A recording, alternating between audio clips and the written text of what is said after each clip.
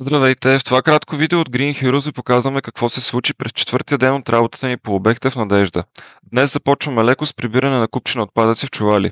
За някой от вас това сигурно не би била лека задача, но ако го сравняваме с усилията необходими за самото им изкопаване, това е нищо работа. Цялото затруднение произлиза от факта, че мазетата постоянно са били наводнявани и по-голямата част от почвата отдолу е кална. И като ви казвам кална, много кална. И много лепкава. Абе ужас е! Може да видите от време на време как изтъргваме голямата лопата с друга по-малка. Няма как иначе, всичко полепва, тежи и не позволява да се работи нормално. Ама да знаете, така е при каналите. Као и... Абе, да не казвам, че някой от вас може и да хапват в момента. Тъй като се насъбраха много чували с буклук, днес вече трябваше да ги разчистим.